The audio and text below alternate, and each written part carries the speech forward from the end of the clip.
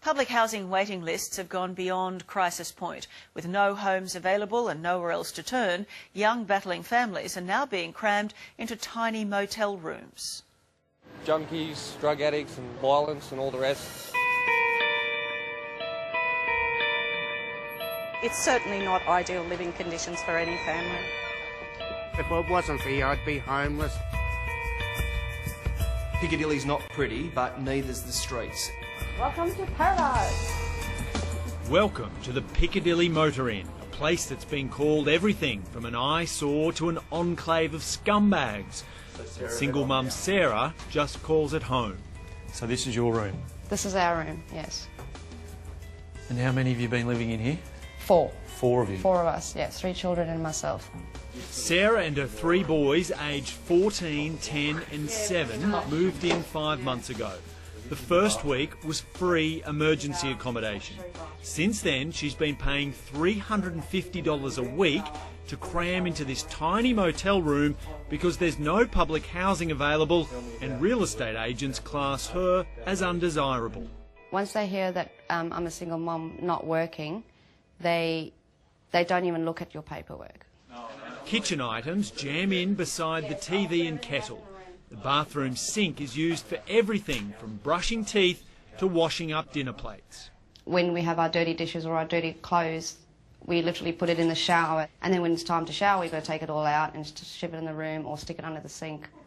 There is a communal kitchen consisting of a microwave, toaster and deep fryer shared by the motel's 33 rooms.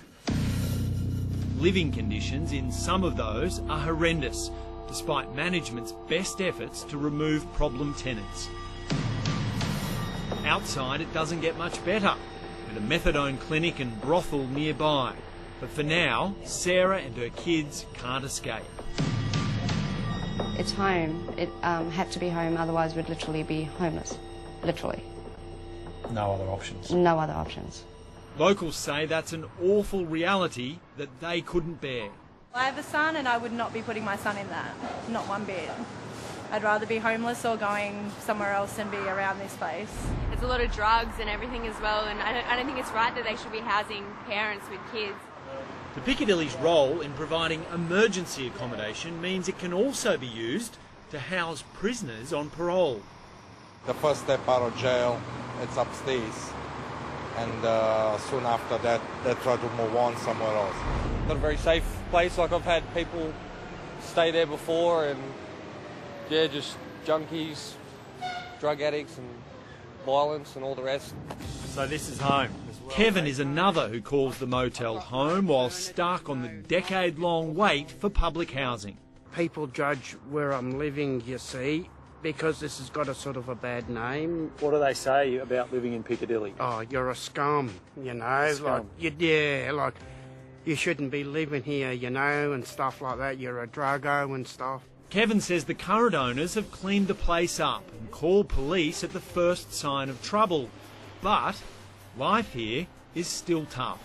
What does a piece of meat taste like? I don't even know what it tastes like because I haven't had a piece of meat for that long, because you can't cook here or anything like that.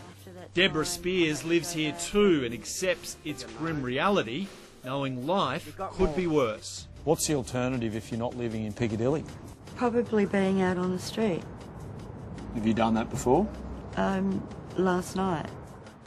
She says after paying her weekly rent, she survives on just $7 per day.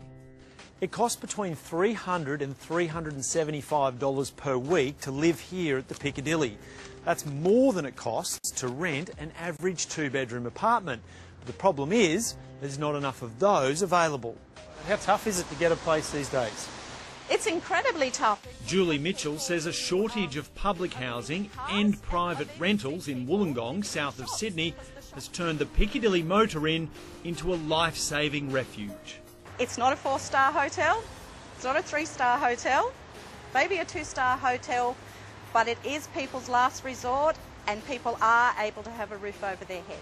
Her organisation has 47 properties available for short-term emergency accommodation, but last year almost 900 families came seeking help.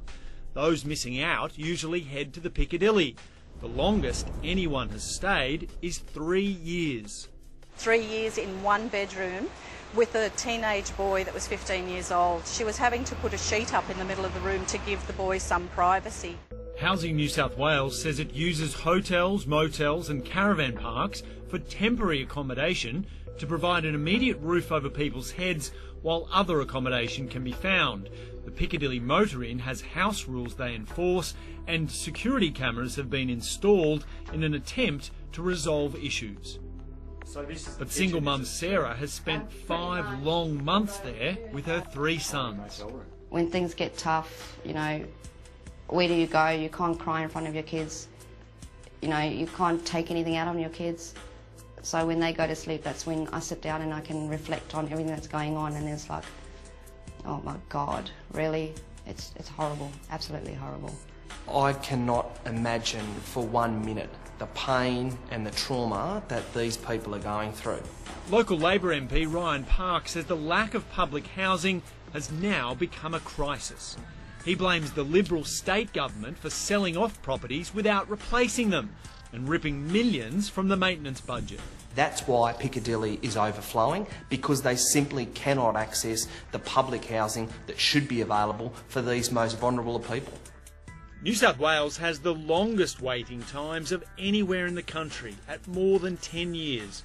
In Queensland and WA it can be up to 3 years, while South Australian and Victorian bureaucrats wouldn't reveal figures for their state. How long have you been told you're going to have to wait to get a 15 house? to 20 years. 15 to 20 years. These are not drug addicts, these are not bad people. They are often people where life has dealt them a difficult hand, and we should be able to provide these people with some safe, clean and reliable public housing for them to be safe within. And some good news for Sarah and her boys. They have now been moved into a house, but only for a maximum of 6 months. The department's full statement is on our website. Now, the bond between a mother and son can be incredibly strong, but what this